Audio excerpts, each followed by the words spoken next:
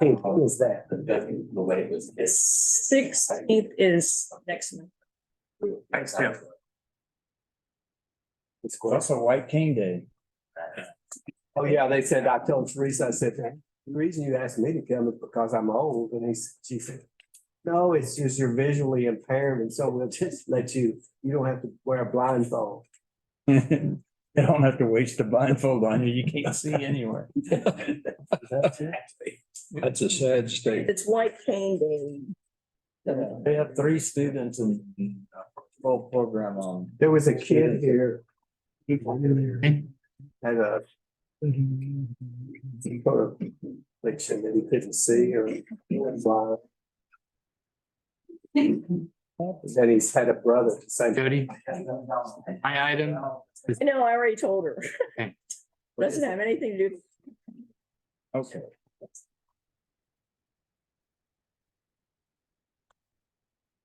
Everybody ready? Okay, at this time, I will call this regular meeting of the Port Lavaca City Council to order on this Monday, October 9th, 2023 at 6:35 PM. And I would ask everyone to please rise for an invocation. Councilman Ward will deliver an invocation. Let's pray. Father, we just come before you now with humble hearts. Thank you, Lord, for your grace. Thank you for your son, Jesus Christ, who paid the price for us, for our sins. And Lord, I just pray that you continue to watch over this nation, protect it from those that might seek to undermine it. Pray, Lord, for this meeting here, that the decisions that are made here will be under the guidance and protection of your Holy Spirit. Where we failed you, Father, offended our neighbors or whatever, Lord, I just ask you to forgive us. And we pray all these things, Father, in Jesus Christ's name and for his sake. And I give you the praise and honor and glory, Father, and I thank you for hearing our prayer. Amen. Please join me in the pledges of allegiance. I pledge allegiance to the flag of the United States of America and to the republic for which it stands, one nation, under God, indivisible, with liberty and justice for all. The Texas flag. Honor the Texas flag. I pledge allegiance to the United States. One state, under God, one and indivisible.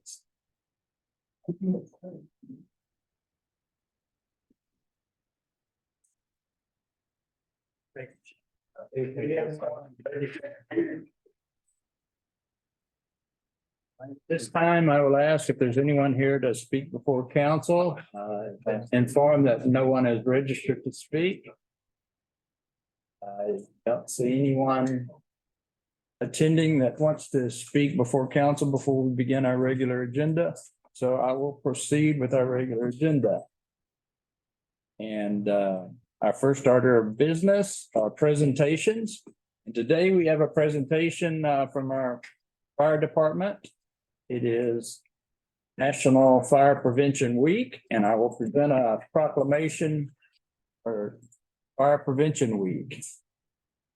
Whereas fire is a serious public safety concern for both locally and nationally, and homes are the locations where people are at the greatest risk from fire. And whereas homes kill more than 2,800 people in the United States in 2021, according to the National Fire Protection Association, and fire departments in the United States, they responded to 338,000 home fires. And whereas residents who have planned and practiced a home fire escape plan are more prepared and will therefore more likely survive a fire. And whereas working smoke alarms cut the risk of dying in reported home fires almost in half. And whereas Port Lavaca, Texas, first responders are dedicated to reducing the occurrence of home fires and home fire injuries through prevention and protection education. And whereas Port Lavaca, Texas residents are responsive to public education measures and are able to take personal steps and to increase their safety from fire, especially in their homes. And now, therefore, I, Jack Whitlow, Mayor of the City of Port Lavaca, by virtue of the power vested in me, do hereby declare and proclaim that the week of October 8th through 14th, 2023 shall be designated as Fire Prevention Week with the motto cooking safety starts with you. Pay attention to fire prevention. In the city of Port Lavaca, and I urge all citizens to join me, the council, our staff, our employees and the city, employees of the city to do their part to increase fire safety awareness in our community. Witness my hand in the great seal of the city of Port Lavaca, Texas. This is the 9th day of October 2023. And I will present this to our fire team that's here.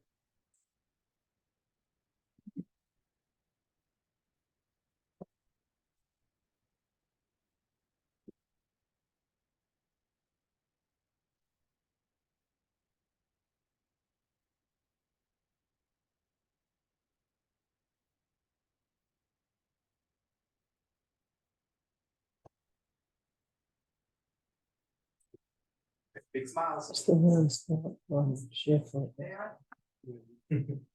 This is Jeremy. Got it. Jeremy there?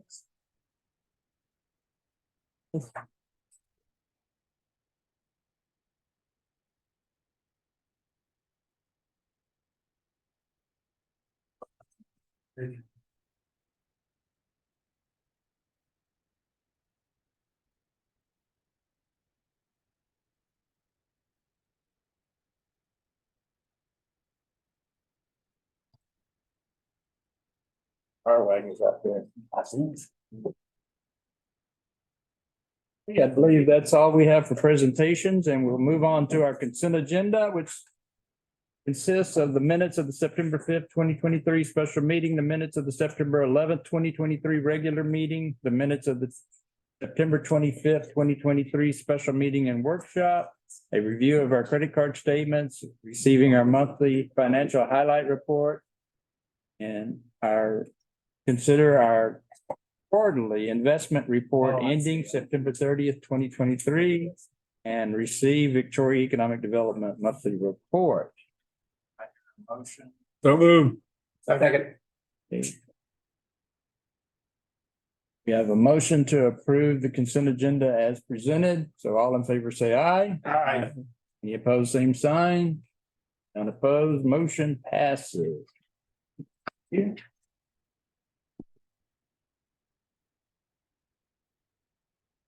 Our next order of business are our action items, which consists of agenda item number 1. Consider resolution number R-100923-1 of the city of Port Lavaca, Texas for the nomination of candidates for the Board of Directors of the Calhoun County Appraisal District 2024-2025 term. Jody? Mayor Council, it is time to nominate candidates for the Board of Directors of the County Appraisal District for the next 2-year terms. In your packet, there is a nomination form, which also lists the current board members. Jesse Hubble has indicated that all 5 members, all 5 positions rather are up for election. You may nominate any qualified person by resolution adopted by the city of Fort Lavaca, 1 candidate for each position. Nominations must be submitted to the chief appraiser by October 14th. Make a motion that we nominate the existing board here listed. Second.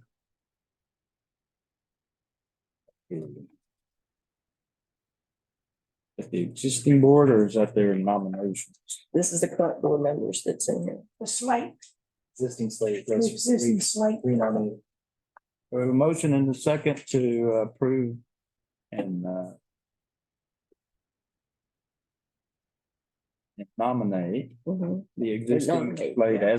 the existing slate of directors as presented. So all in favor say aye. Aye. Any opposed, same sign. None opposed, motion passes. All right, we move on to agenda item number 2, consider award of construction contract for the Harbor of Refuge Railroad Culvert Replacement Project. Jody? Mayor Council, Al and I did speak again with the representatives of Helena after our last special meeting on September 26th. And I had in part misunderstood some of what had been said in our previous meeting with Helena. And so to restate my understanding now, that without the use of the rail, it's obvious that the city will receive no dollars in tariffs from the rail. But initially, there may not be a big difference in the amount of tariffs that we receive from the barge traffic. Now, I've stated, over the last 12 months, we've received a little over 3,000 in tariffs from the rail and a little over 56,000 from barges. And that will translate into even more money next year after the increase we just voted in here to begin this fiscal year. What I now understand is that though initially we may not see any difference in the barge traffic, but because Helena will necessarily have to change up how they do business without having rail in Port Lavaca, we could see a significant reduction of barge traffic, barge tariffs from the Helena Port Lavaca operations over some time. Helena pointed out that this exercise to rework their operations may require new contracts and new arrangements with other locales and vendors, which may have the end result that when the rail is finally available in Port Lavaca, they may not return to the same level of operation as they had before this issue. They again offered the $50,000 with no reimbursement and offered an additional amount up to 25% of the construction costs that then would be reimbursed through consideration of tariff dock lease rates over the next 15 years. One option that had been discussed by the Port Commission was, if possibly Helena could front the cost and the city could repay them over time. We did discuss that option, whether or not, Alan and I, neither one of us said that that would be something council would even accept, but just for the sake of discussion, we brought that up. And at this time, it does not appear that that is something that Helena would agree to. To generally restate the dollars that's involved in just looking at the less expensive of the two bids, which would be the 12-gauge helical lock seam pipe. So it would be $639,850 less $300,000 that we budgeted, minus $159,962.50 being 25% of that, would be an additional general fund dollars needed of $179,887.50. And of the all but 50,000 of what Helena would put in would need to be reimbursed over time. I had gotten some additional information from Lester to clarify what the savings would be if we decided to go back with the same diameter pipe that there's in the ground now. That savings would be $175,000 based upon the 12-gauge pipe, not the more expensive pipe. Running through the math on that option, we're looking about, have to put in about $50,000 additional general fund dollars. A couple things to note. We've been talking about, and we're considering this in the next to add this project in our in the scope of what we're applying to CDBG MIT funds for. And I'm fairly confident that GLO would approve this project. And even if needed, I would argue that Hurricane Harvey would cause the damage to the upstream side, which then accelerated the corrosion. But of course, I can't guarantee that they're going to approve it. It is also possible that we could get this culvert done in a shorter amount of time, perhaps 12 months. But with the pace that GLO is working and all the projects they have to look at right now, I'm being told that 12 months is not realistic.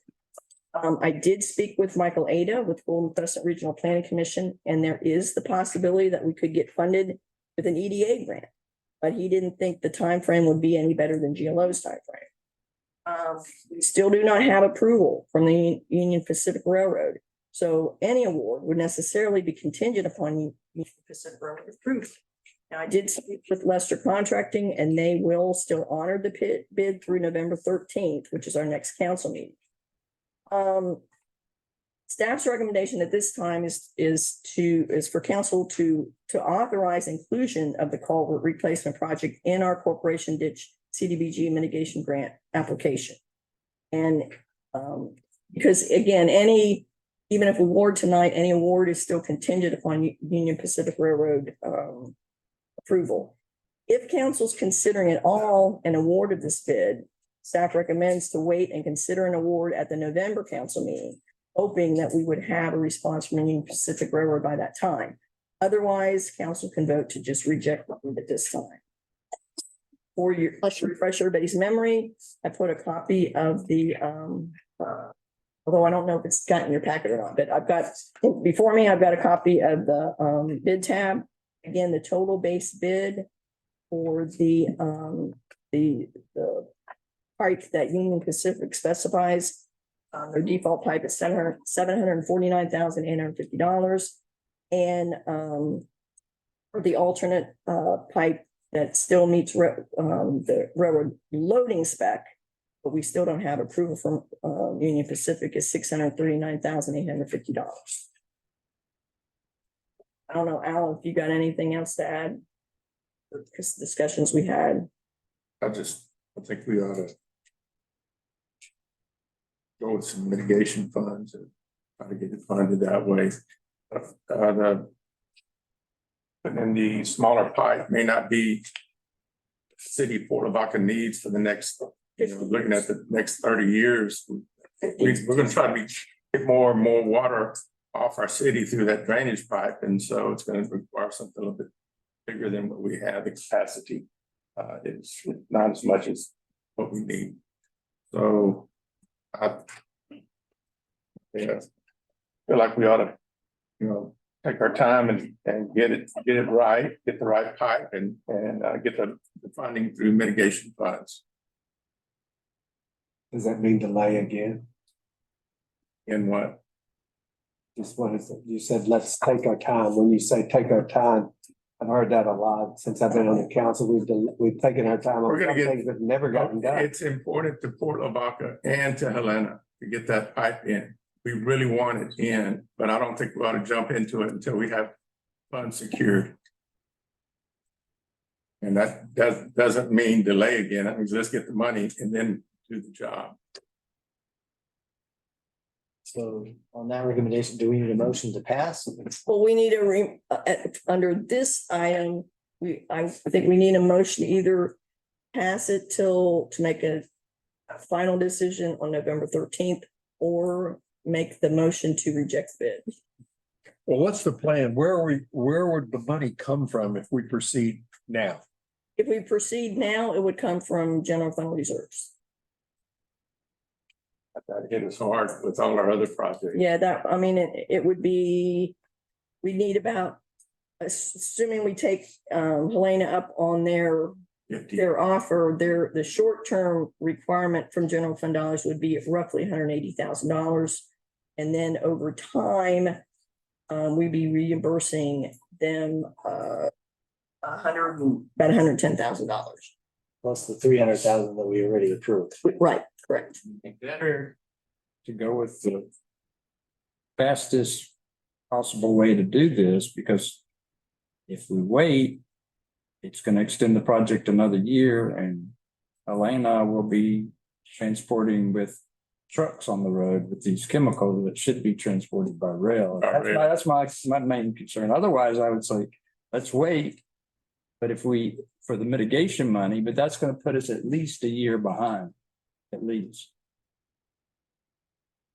We can get it done by the end of next year if we go now, what we have, but and it's the money issues. Jody can probably work with the mitigation fund and maybe offset some money with another project. It's not too complicated actually to throw it into the application for CDBG funds. I mean, we're already applying for improvements to corporation ditch. It's a relatively simple thing to do. It's just that again, like we talked in the last meeting, realistically, we probably won't even get a contract from GLO till, I don't know, April, May, and then the way things are working, we would need to work with Mont McDonald. And so we're gonna need to redesign everything and go out for bids again. And so realistically, I mean, I don't see it happening before about 18 months. See, the problem, I think, if we don't know about inflation and stuff like that, and I would suggest that we go ahead and pursue it and work from there, because you know, it's just like someone was asking me the other day after Rotary about who's going to pay for this, the dredging out at Point Comfort, you know, who's paying for it? And I said, well, you know, one of the things that you have to realize is that grants are possible. We've got to do as much as far as grants are concerned and do what we can from our end and move on, because I think it's something that I hate to think that Helena has been here this long and then we're just, okay, let's move it another month. And then if we just keep moving it, this has been my concern all along, and it wasn't directed at you, buddy, but it's just the idea that let's just go for it. Let's do it. Because the sooner we get started, because when you got the Port Commission saying, yes, let's do it. Well, I mean, again, they're saying, you know, they want to salvage the rail. That I don't know the timing, they didn't really stay one way or another as far as the timing, but for sure they don't want to do anything that's going to end up eliminating rail over time. I don't think it's in any of our interest to do away with the rail. I think we realize the value of that, and it's Yeah, but I mean, at this rate, if we pay for it all, that's a 20-year payback. I mean, I mean, so we pay for it, that means they pay us $50,000 a year, and it's 20 years before we get this paid back. That's not a good use of our funds. Like, there's no. And we have to make, again, we have no crystal ball, unfortunately, and we Right. won't know for a few years whether the decision that's made today is the right one. I mean, Right. you know, it is possible we are getting, we get like $60,000, over $60,000 a year in tariffs from barge. That could turn into 20,000. That could turn into 15. But it could stay the same. We don't know. Or it could go up. Yeah. actually, the cost will not rise until after the next meeting. And that's when we're good till November 13th on the contract, right? Well, I mean, at a certain point, I mean, they would no longer honor the bid and we just have to go out for bids. But November 13th, They will honor, I talked to them again I think today. that's our next meeting. Because there's no point, I mean, it really doesn't, there's no point in even awarding contingent upon anything right now, because we're, you know, it's not gonna hurt anything to wait till the 13th, I don't think. I mean, we could, I mean, if we want to do that, we could, it's just, we can't, I feel uncomfortable, I'm sure you do too, signing a construction contract for that kind of money, and we don't have railroad's approval yet. You know. Because quite honestly, I don't even have approval for the $750,000 one. You know, and we've got to have their approval to. I make a motion that we pass on this item to November 13th. Taking it. A motion and a second to pass agenda item number 2. For our next meeting. All in favor, say aye. Aye. Opposed, same sign. Aye. Unopposed. I said next meeting, that'll be our. next November. Regular meeting. I didn't say regular. Next Have a special. meeting. November 13th meeting. Yes. Clarify that? Yes. I think it's person that made the motion. It was for November 13th. I didn't say regular. I said it wrong. Okay. Let's move on to agenda item number 3, consider adding Harbor Refuge Railroad Cover Replacement Project to the Community Development Block Grant Mitigations CDBG application for the Conservation Dip Drainage Improvement Project. Yeah, Mayor Council, as you recall from our last meeting, we are currently in 14-day public comment period on what was submitted, proposed for submittal to as an application for CDBG MIT. What I'm recommending is that we officially vote to add the Harbor Refuge Railroad Culvert Replacement Project to our application. If it comes to pass that we end up awarding it, then, we just won't do that part of it. This is still pretty high level in the application, but if there's a chance we're going to do this as part of the CDBG MIT, we need to put it in. So that's, at this point, I'd recommend us doing that. There's a bunch of information that's behind tab agenda 3 in your packet. It's really intended for behind the next agenda before. So at this point, we're just looking at approval to include this project in our scope for our CDBG mitigation application. As a contingency plan, I recommend that we approve the culvert replacement project in the mitigation block grant Second. application. Motion and a second approving the addition of the Harbor Refuge Railroad Cover Replacement Project to the Community Development Block Grant Mitigation Application. Drainage Improvement Project. All in favor? Say aye. Aye. Opposed, same sign. And opposed, motion passes. We'll then move to agenda item number 4, consider and approve Approved resolution number R-10093-2 for items approved at the previous meeting concerning the general land office, method of distribution of the mitigation program application. Jody? Mayor Council, at the last meeting, we took a series of votes on this application. And after that, the grant administrator wanted us to do it in the form of a resolution. And so basically the resolution just reaffirms what we voted on last time. But I know last time there were some questions, particularly regarding the proposed drainage plan for the corporation ditch. And so I had Mark McDonald prepare some slides with some information. Is Kevin on Zoom? And he's here. Yes, ma'am. Yeah, Kevin's here. So I don't know if you can go through. I don't know if you can turn, yeah, you can turn those on. He's got a series of, no, it says corporation ditch improvements. It's behind item 3 in your packet. Here it is. It's on the screen.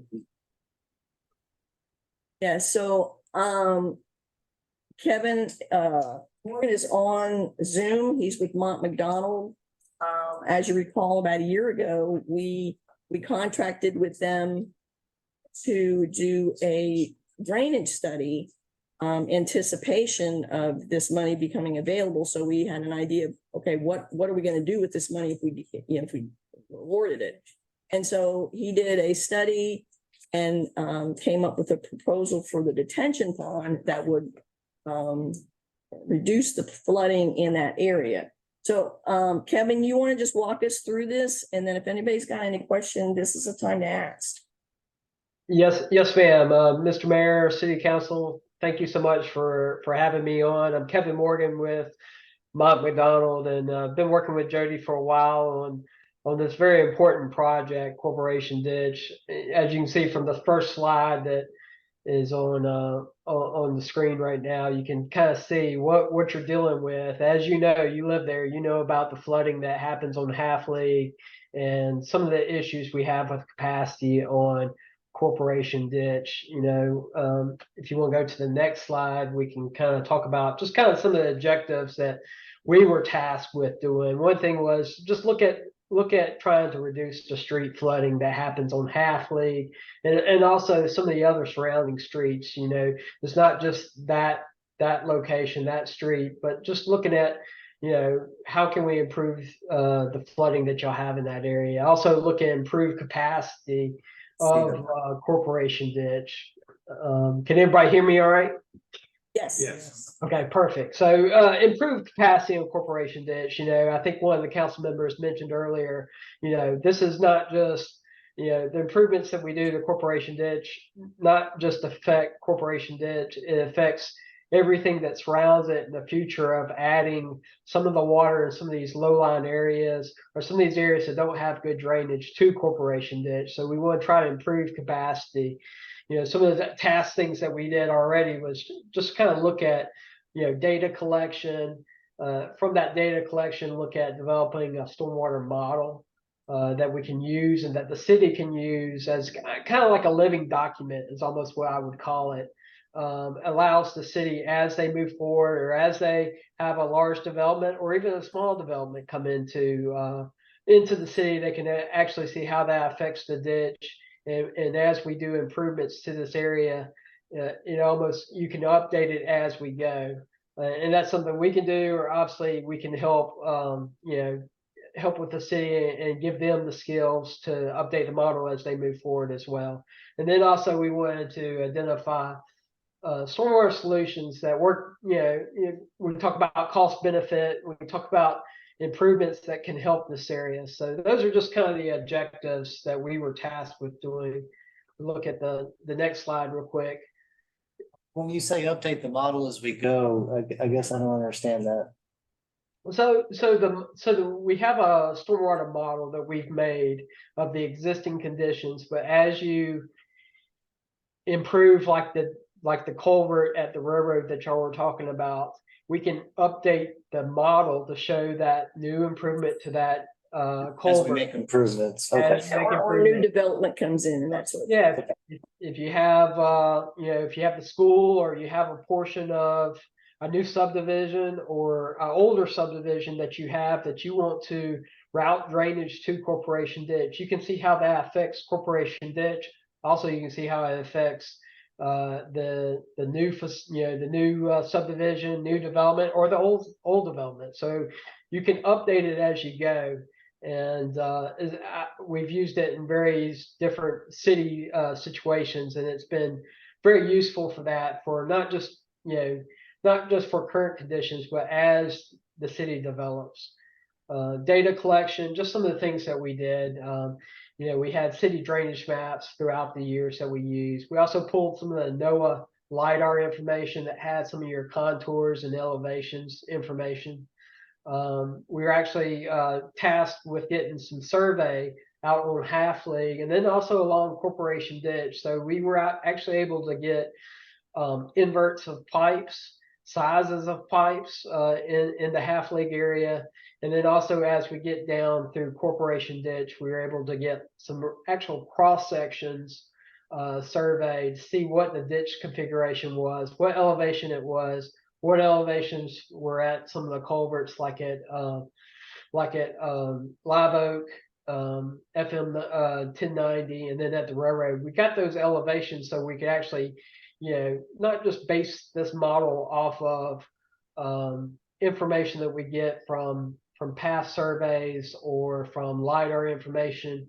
We actually had real world surveys. So we're able to use that in conjunction with some of the historic photos that Jody was and her team were able to provide us to help us kind of look at and see where the areas of concerns are, not just what our model shows.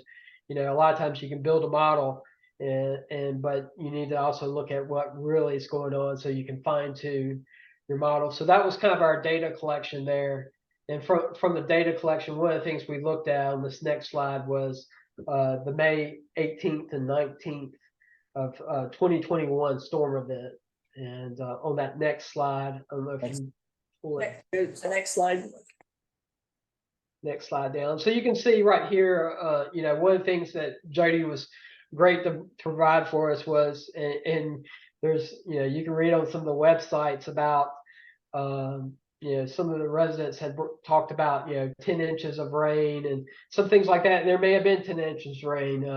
We pulled data from the closest information we could pull rain gauges from to get our information. But, that May 18th, 19th storm event, which happened kind of around 10 o'clock at night on the 18th, and kind of, you can kind of see on the bottom of my slide, you can kind of see that graph. You can kind of see where it starts.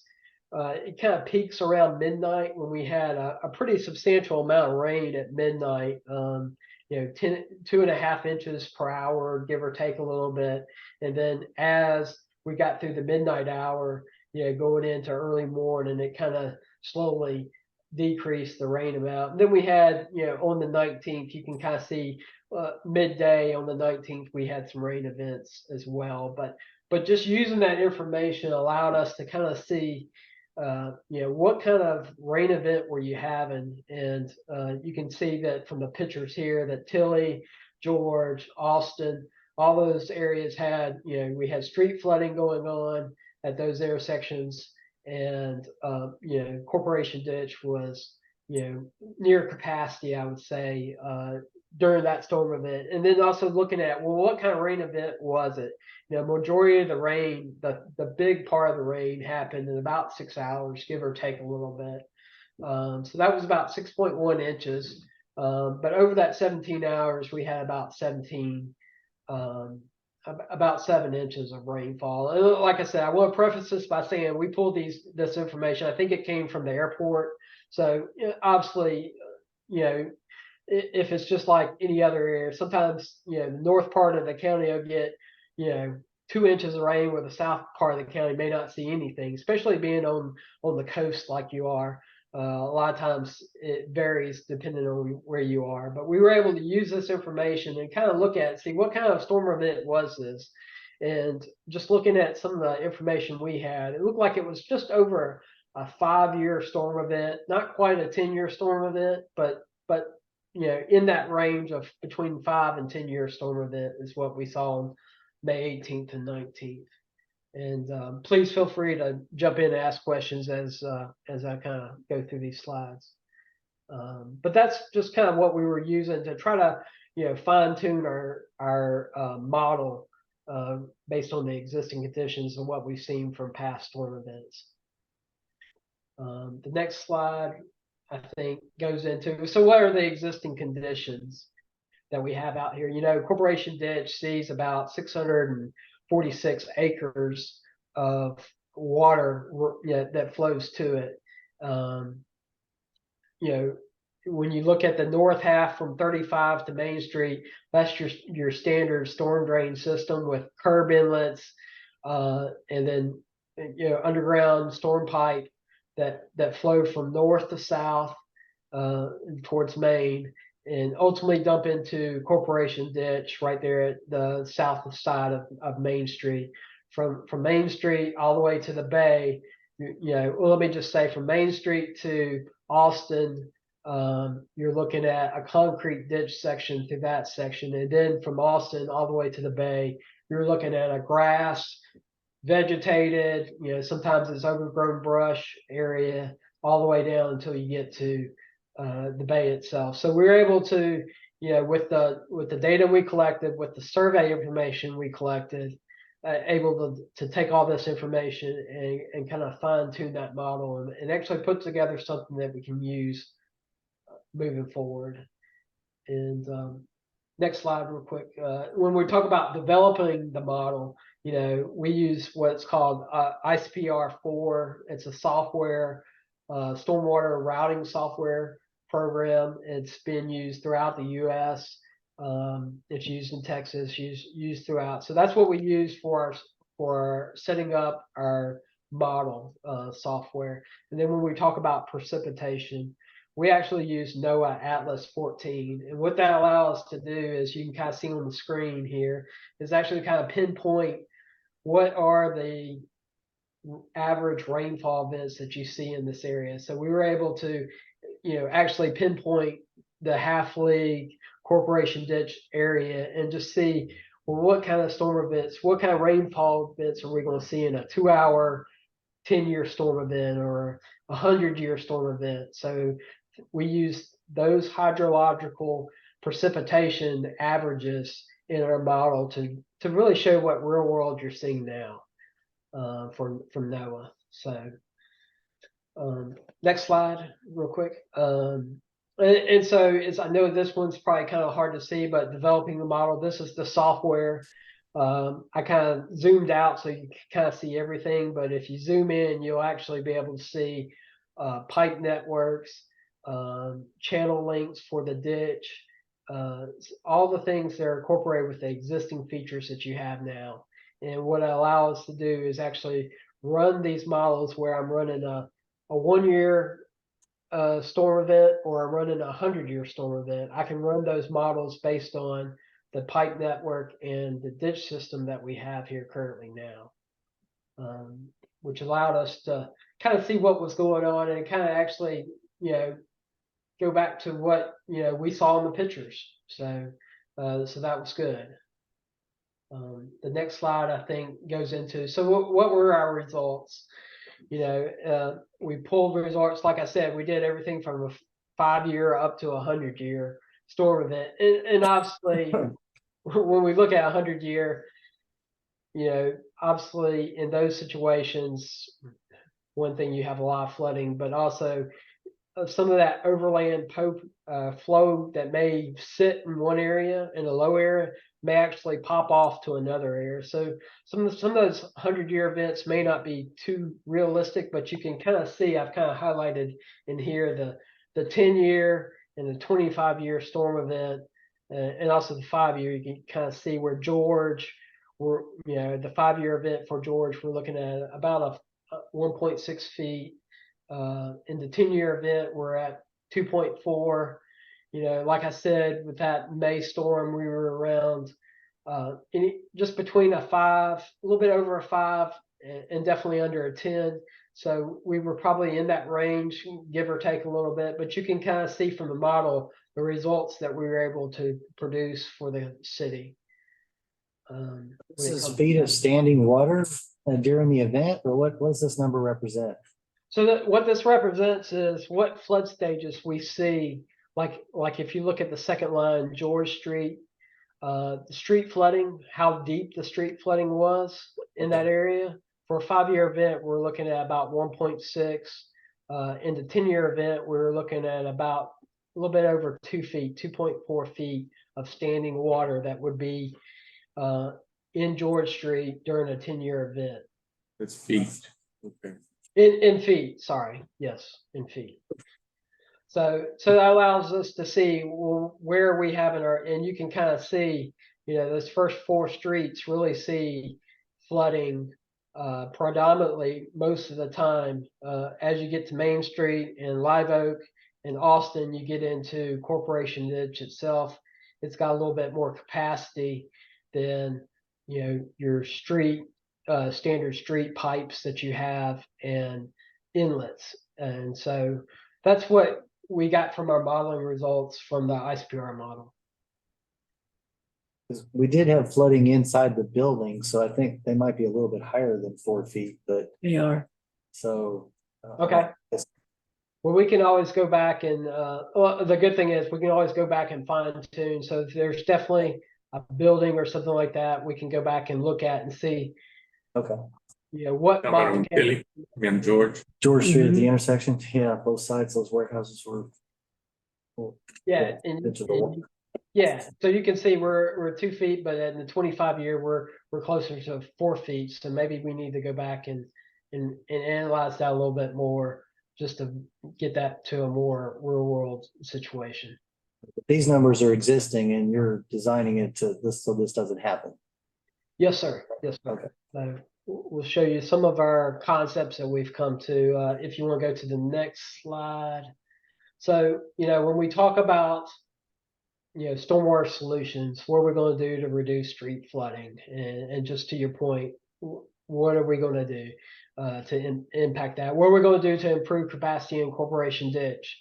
I've kind of shown some pictures here, and these are wet ponds. And I know we're hoping that the pond that we design will be a dry pond. But what I want to really just kind of show is, can we do more? I know it was talked about earlier about the grants and how important it is to get grant funding. These are just some of the projects that I've worked on where we were able to get grant funding just by doing stuff like you can see in the upper right, putting a sign up just allowing the people to know what's the purpose of the project, kind of giving them some educational kiosks, if you would say, to kind of show what we're doing, what was the purpose of the project, and what's going on as far as the benefit of this project. And you can kind of see on the bottom two slides with the ponds, you can see in both options we did walking paths. We did a park and the one on the left with basketball court and a small playground. The one on the right actually is a war memorial, and we were able to incorporate the statues that were already there into regional ponds, which allowed to provide, we had similar flooding issues there as we do here. So I'm not saying that we can do this, but if we can think outside the box and not just provide a stormwater solution, but also a benefit to the to the city. Even if we don't put in, say, a walking path around the pond, obviously, first and foremost is getting rid of the street flooding and providing capacity. But if we have the room, or we have future room, provide for, maybe we could do a walking path that connects to the sidewalks on Half League. Maybe we could do a small park or something like that. Those are things that we can look at, and also at the same time that'll help you possibly get some more grant funding options when you start incorporating not just the benefit of reducing flooding, but also educational through a kiosk. And then you've got the playground aspect. So adding some of these things into the mix may actually help y'all get more dollars. And at the same time, it's a win-win for the community. You help improve some of the areas, especially like if we are able to use like the railroad area, maybe improve that area, and where it's a undeveloped area, we can make it a key item for the city in that area. So those are just some of the things. Stormwater solutions. If you go to the next slide, I can talk about what we proposed for this area. And let me just say this: these solutions that we've done are concepts. Obviously, a little bit more design will need to be done, and we're working with the city on getting some more things like geotech to know where the groundwater elevation is. That'll help us know how much storage we have in the pond. But what we've come up with one of our solutions, or one of our proposed options, is to construct a stormwater pond. You can kind of see it here in the blue. It's the old railroad facility. It's not currently being used. I know sometimes it's difficult to get things from the railroad, but I think we've got it's a win-win, I think, for everybody. From the railroad standpoint, if they're not using it, it gets it off of their books. And then at the same time, it could be a great potential for the city. So that stormwater pond that we proposed would provide additional storage volume for taking some of that water off of George, Tilly, some of these other streets that are currently seeing flooding, and piping it to the stormwater pond facility. Also allows us to improve water quality. I think that's something else from a grant standpoint, that when we talk about the benefits of the stormwater pond, it's not just taking the water off the street and holding it. We're also going to be taking that water. Some of that water is going to perk into the ground. And we also allow us options to reduce some of the sediment downstream that goes into the bay. That's a benefit right there that from a grant standpoint that you can look at. Also, floatables, when we talk about, water bottles, Coke bottles, paper, all those things that are currently being, that may fall out of a truck or something that go into the drainage system, they go down Corporation Ditch and ultimately into the bay. And if we can collect that water, take it to a pond, we can actually put in skimmers that can, hold that debris in there and not allow it to go out to the bay.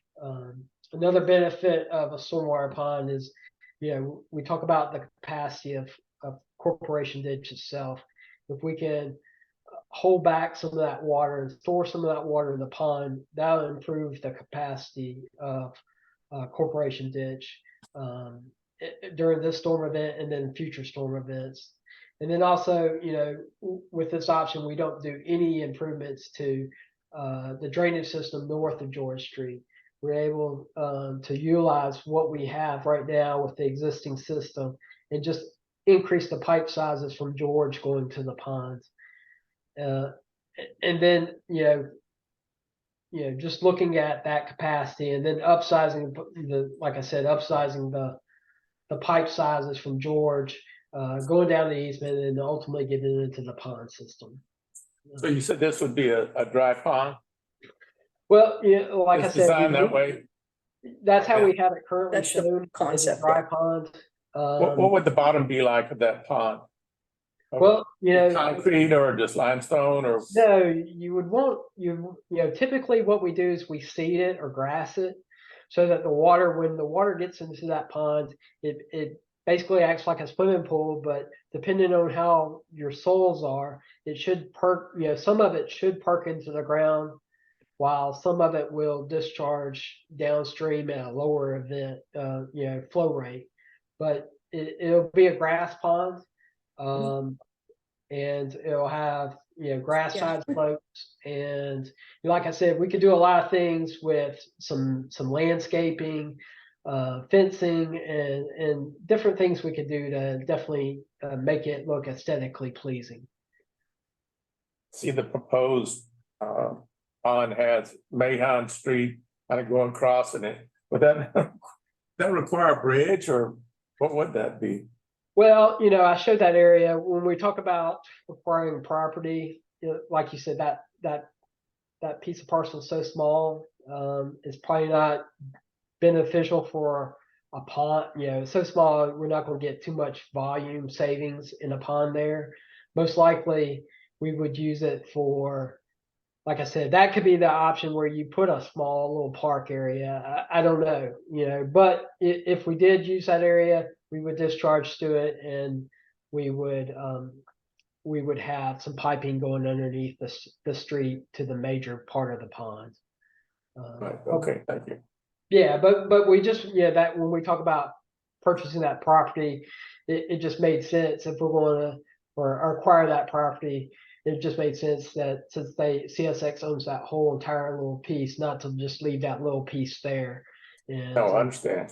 and use it for something good. So I know I went through that pretty quick with the pond before we get to Corporation Ditch, but any other questions on the stormwater pond? Okay, well, I would just like to say that I think considering the fact that in some areas of the city, the drainage is very good.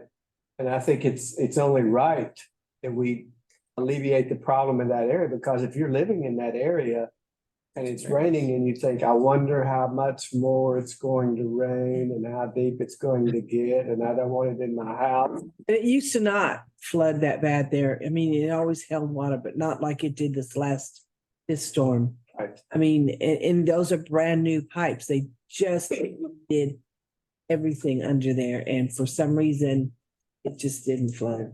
No, we definitely need to do something, because people don't have to they shouldn't have to put up. One gentleman, one family had just remodeled their home, Ooh, and it all went all the way into their home.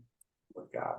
And so he asked me if I thought he should redo his floor or just paint the concrete. I said, that's all up to you. I mean, I definitely think. Data points like that you could get to help, refine your models. it was horrible. I think we all agree, Jim. Me too.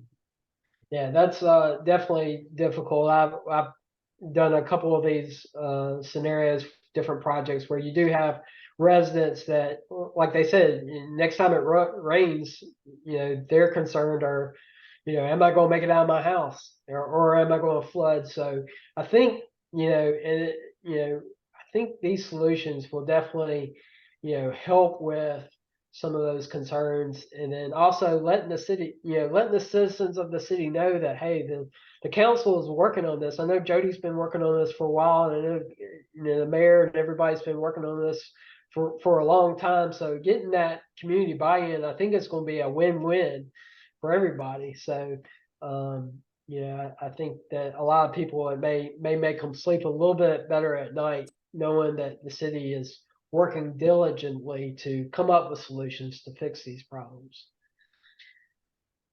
Next slide I had just goes just into corporation ditch and some of the enhancements that we propose to do a part of corporation ditch itself. You know, you've got that section from Maine to Austin where you have a concrete ditch section, and you can kind of see in the top left corner there, it's overgrown. It needs some TLC. Maybe there's some options for us to even improve, you know, if we go back and then replace the concrete, maybe there's some options that we can do to increase capacity on that ditch. The railroad, as you can see, is there on the left side. So that's going to be difficult to do any kind of improvements, but maybe we can steepen up some slopes slightly. Maybe we have a little bit more room on that right side, but definitely replacing the broken concrete, removing this vegetation will definitely help in that concrete section. And I know there are some sections of that that have failed to the point that it's reduced the cross section of the ditch, just causing a little bottleneck even, and so that it needs to be replaced. That section he has shown right there, I can't access. When we read. Can't get in. I thought we had heard that we were gonna cap that with that concrete, so it'd be more like a square concrete. Yeah, we looked at that and the dollar signs kind of made me faint. We can't afford it. It was a lot more than I was thinking. Huh. Yeah. That's unfortunate. What do you mean you don't have access to it? The railroad's right there next to it, and then private property on the other side. I can't get into it. And you can't get your machines in there? No. So it has to be done manually by hand, but it needs to be done. It's pretty Yeah. bad. You're We make it a skateboard park too. But I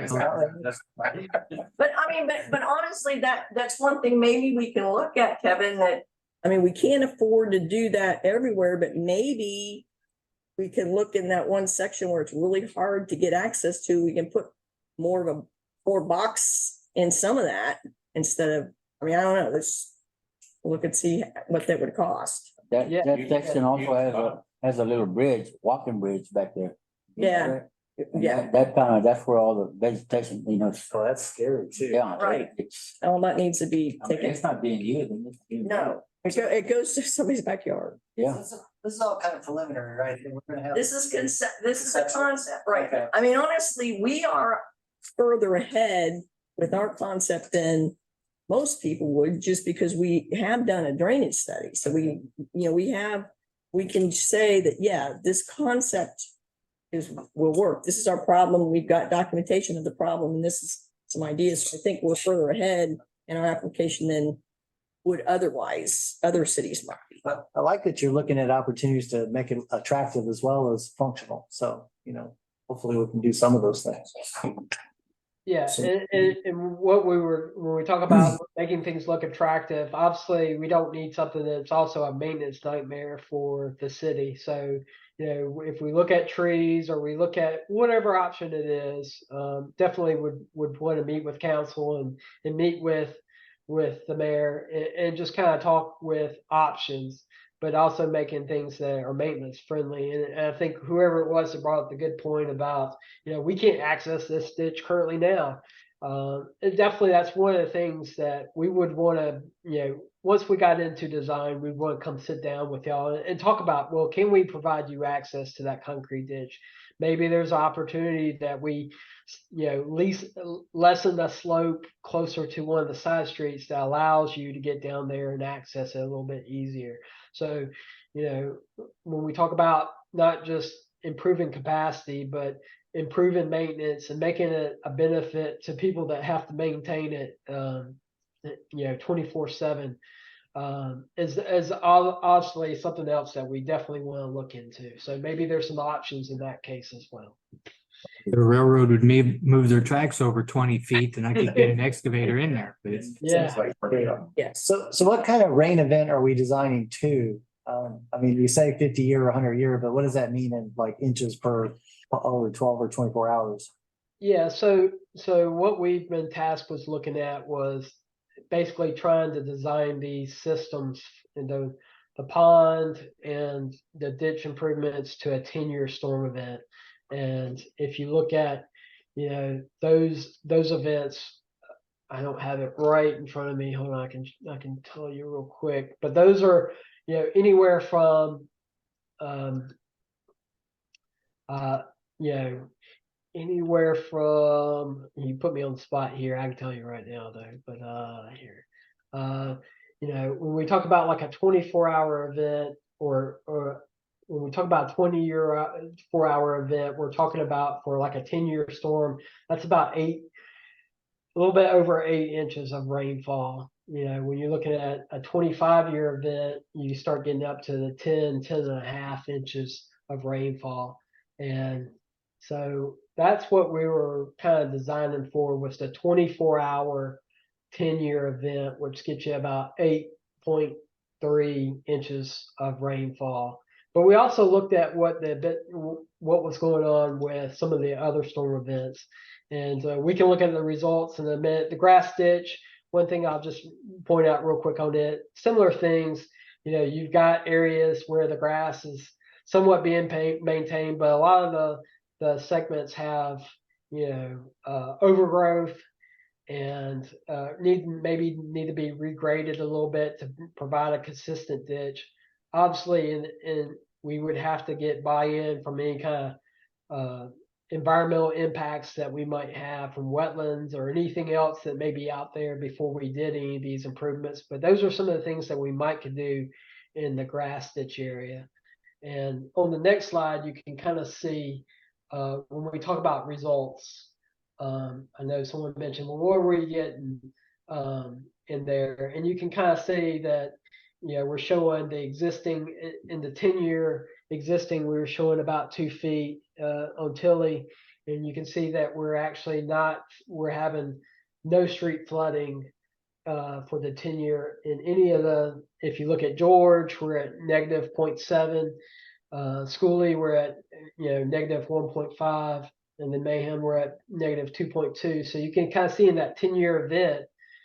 And like I said, obviously, stormwater wise, we need to know what's going on geotech wise with the stormwater ponds, but just preliminary concepts, we were able to reduce that 10-year flooding, you know, for no flooding for the 10-year event for those side streets on Halfley. And then if you look at the 25-year, you know, really we've reduced it down. You know, the highest we've got is about 0.8 feet. You know, 0.6 feet is basically, you know, a curb is half a foot. So a little bit over our curb, and we may be able to reduce that down even more, you know, as we fine tune this model. But essentially we were tasked with looking at trying to, you know, reduce or eliminate as best we can the flooding of the 10-year event. But you can kind of see the effects of how that greatly increases as you get to the 25. And even if you want to look at, you know, the 50 or the 100-year, you can kind of see the benefits that we're getting. But yeah, then, you know, so generally this describes what we're, again, conceptually looking at that's in our application. And so the only action that we need to take today is, you know, adopt the resolution, which essentially just, you know, reiterates or reinforces the motions that we made at the last meeting. But I did want to bring this information to you because I know there were some questions last time. Engineering, that was. I guess on the engineering, is there any kind of performance guarantee or bond or on a project like this, or is it just best we get? Yeah, well, I mean, it's Mother Nature, but obviously we've done our due diligence on our part to try to, you know, fine tune the model as best we can. Obviously, once we have more engineering information for the soil information and some other things, we'll know a little bit better. But, you know, we've done our best to try to take as much, you know, risk out of this. But, you know, Mother Nature is changing. Climate change, whether you believe it or not, you know, some people do, some people don't, whatever. I'm not here, but we do get we get more intense rainfalls nowadays. And so, you know, we definitely look at, and I think you can kind of see that, you know, the benefits that we get here from what we had in the existing 10-year to what we have shown in the proposed 10-year are night and day. And even for some of those higher storms, year storm events, the 25 or the 50 year, definitely show those benefits. So I think overall it's a win-win. Can we, hold our hat on it? No, but we're doing everything we can with the technology that we have to make sure that we're making sure that we can eliminate the flooding as best we can. Thank you, Kevin. And I'll just say, I know I was kind of long-winded on some of this, but if anybody, Jody, if anybody has any questions, Mr. Mayor, or anybody, I'm around. Jody has my cell phone. I'll be happy to talk with you offline, or if you have any questions, run them through Jody or myself. I'll be happy to answer them at any time. Thank you. I got a question. I don't know if you know about that other ditch that's on the other side of that tracks. There, you got that, you have that ditch, corporation ditch, then you have the tracks. And on the other side of the tracks, there's a ditch that runs from behind the Lavaca Cemetery all the way back down to 1090. That also has pipe that connect to corporation ditch under there. And it is overgrown bad. I was just wondering who takes care of that, who cleans that up or what? I think that's the one. That's the I'm one, not sure it's the which one one you're between Lavaca and Juanita Street. And if I don't remember for sure, but I think that. Oh, okay, that's That's it's part of a different project. right, and we have no easement for it. We're trying to get easements. So it's But- kind of a but no. the one that way in the back, like where Seekings is. Yeah. Back behind there, whose easement is that? I think actually we just kind of cleaned that up not too long ago. Yeah. The tires used to go. Yeah. Yeah, probably. We could have that, given the access since the railroad runs Yeah, right it's there. hard to get to there.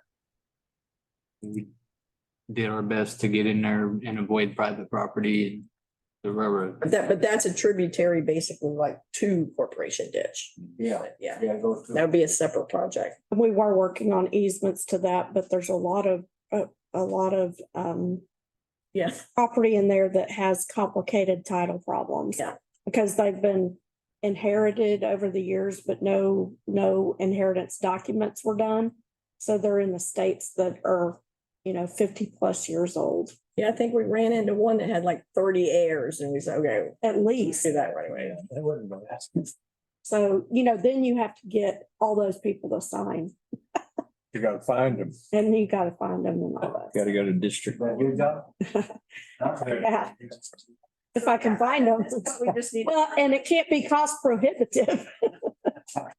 Make a motion, we approve the resolution R 100-923-2. Second. There you go.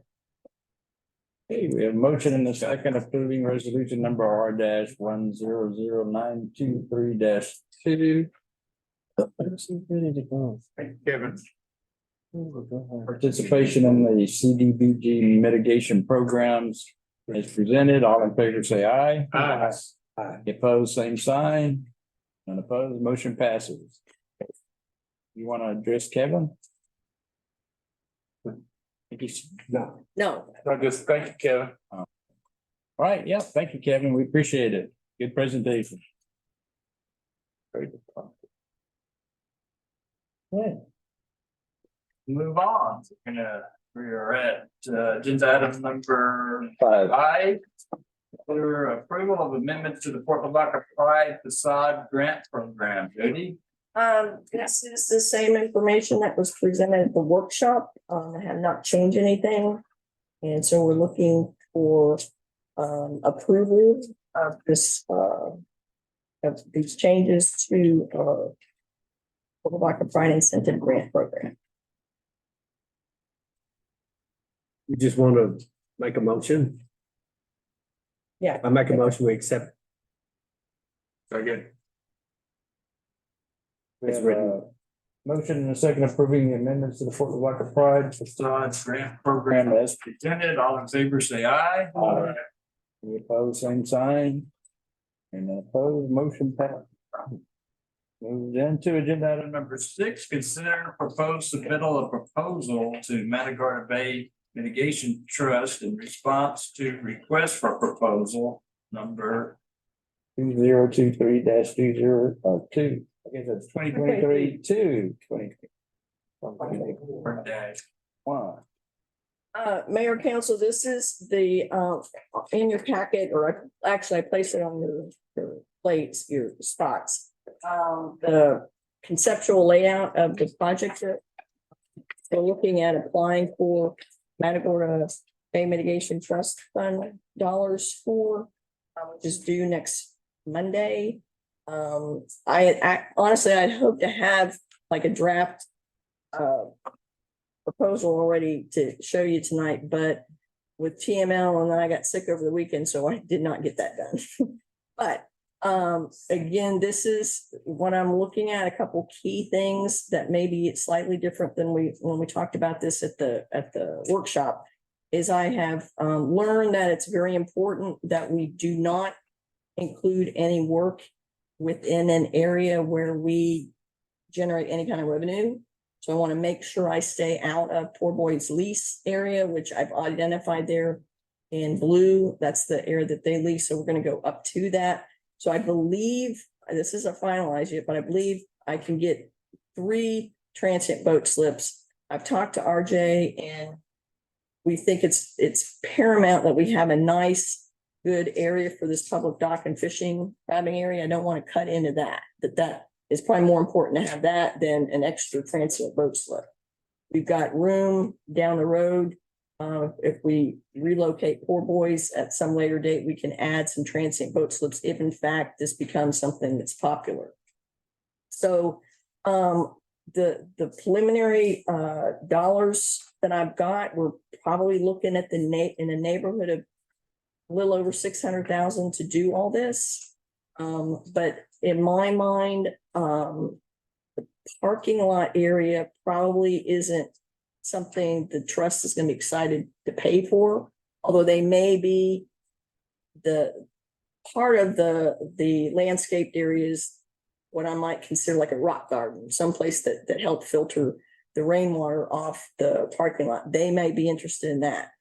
So bottom line, I don't have the final figures yet, but what I need from y'all tonight is, one, again, that you do support us putting in this application, and then 2, basically a dollar amount that the city would be willing to put in as match. I'm thinking, again, we had penciled in $300,000 for this parking lot at some time in the next year or 2. I think if y'all will let me use as match at least 200,000, I can't imagine it's going to be over 250, but I could probably live with 200,000 even for this parking lot, to show that the city's willing to put into this project as far as the parking lot goes to accompany these proposed improvements here, and we'll see how it goes. Would that 250,000 come out of port revenue, or would that come out of? What we had, originally we were looking at half coming out of port and half coming out of general fund. Well, actually it was coming out of general fund for economic development. Yeah. So, and again, my thinking is that if we get this, then, we can leverage those grant dollars with what we're hoping to do anyway, just maybe accelerating our schedule a little bit to take advantage of this grant opportunity. they're okay if our match would go toward the parking lot, not toward the other improvements? Yeah, because we would look at it for an overall project is the way I'm thinking, and that we would, I don't know for sure of anything, but that's kind of what my thought process is at this Can point. we ask like 750 from the grant, or is it 6? Is that? The maximum grant is $500,000. Let's go for it. But I think at this point, I just, and I can, fine tune this, and I can even email this out to y'all later this week, when we fine tune it, but I need to know how much I can say, because I'll tell you up front, match is not required. I mean, we can apply without any match, but a match goes a long way in their scoring. And in my mind, you know, I think if we go in here and put this site, this 10-foot wide multi-use path and wait and do the parking lot in a couple of years, we may end up messing part of the sidewalk up and doing that. It just makes sense to me to do all at the same time. I'll make a But motion. it's not essential. Schedule the proposal to the Matagorda Bay Mitigation Trust with the matching grant in the amount of 300,000. 200, 300. 300. That's Yeah. Second. Sounds good. Motion and a second, approving this middle to the Matagorda Bay Mitigation Trust, Nautical Landing, Smith Harbor sidewalk and The boats, slips. and an additional, with an additional 300,000 matching of city fund Maximum. maximum. for parking lot. That's the motion. Okay, so we have a motion and a second. Say aye. Aye. Put the same sign. Motion pass. Agenda item number 7, consider recommendation of the Port Commission for approval of urban engineering task order number 33. Smoke testing of Hillside Terrace, Layla Alamo Heights, and 1090 lift station basins in the amount of $63,800. how's this mechanism? It has nothing to do with. I think They that, recommend this? no, I think that was just something that was overlooked in our I was going back and forth. I thought maybe they saw the problem and decided to bring it to our Staff, just change that to staff. Yeah, yeah. Yeah, staff, recommendation, to staff for Right. approval of urban engineering task order number 30. And Wayne can speak on Mayor Council. As you know, last year we started the smoke testing program and we started with the largest lift station basin the city had, which is Ann Street. And in effort to continue remediating the inflow and infiltration problem that we have, we're continuing on with this, and this year I've added 4 of the next larger basins to the project. Just in solving the clean out cap problem in the Ann Street lift station basin, we have reduced the inflow and infiltration going to the plant by 10%. Now, when we get a 2-inch rain, my flow only goes to 7 million instead of 10. Is there been a lot of issues with households, not having their things capped or not so much? Up until we sent out letters, yes, but now it's starting to. And I think word of mouth is going around because I continuously see my flows dropping as we get heavy rains. And I think we found that a good bit of the problem is just simply the cleanup cap. It's Yes. not like we were afraid maybe there's a lot of lines that need to be replaced or whatever, but it seems like it's simple. Anyhow, this continues on the path of one of my tasks as director is ensuring proper maintenance of our system and asset management being an integral part of that. This is why we budgeted 75,000 a year for inflow and infiltration remediation. So we recommend awarding the smoke testing project to Urban Engineering for $63,800. This is the engineering. We, Professional service. It's actually urban surveying under urban engineering that does the smoke testing. Okay, so there's not another engineering or electrical contractor or anything. No. This is the entire thing. This is the entire thing. I move we approve the urban engineering task order number 33 for smoke testing of these areas. Second. Motion and a second approving. Approval of urban engineering task order number 33 for smoke testing of areas presented by staff in the amount of 63,800. All in favor, say aye. Both same sign. None opposed, Motion passes.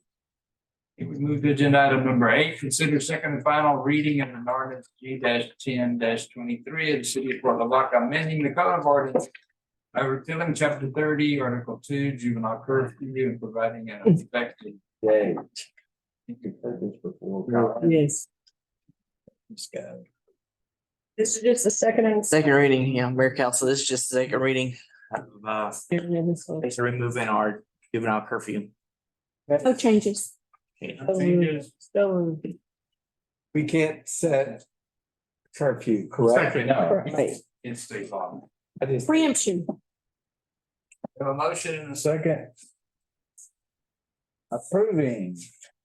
second and final reading of ordinance G-23 as presented. All in favor, say aye. Aye. Pose same sign. Opposed, motion passes. Sometimes I think our legislatures are just flat, Have you noticed any change since or have we repealed it yet? Is this? This is it, as far as after tonight. Okay. I mean, it's. September 1st went into effect. People don't know. People don't know yet. they don't know yet, and I sure wouldn't broad. I don't think anybody's listening either, so. They have a- The same kids that have been out past curfew are still out past curfew. Right? Pretty much. So you get the next generation. I guess. That's stop them for walking on the wrong side of the road or something. Yeah. There's always other ways. All right. Community- Agenda item number 9, consider first reading of an ordinance G-11-23 of the city of Port Lavaca, amending section 3 of that certain ordinance designating the type and location of traffic control devices within the city of Port Lavaca, passed and approved by the city council on the 8th day of September 1986 and recorded in the city council minutes, volume 8, page 41, by adding new street locations to said ordinance in said section 3, repealing clause and providing an effective date. So what I'd say is, don't we need a ordinance amending that and have 2 readings? Shit. This is first reading. We just don't have the actual ordinance for you to actually review, but you could do the first reading of approving the amendment.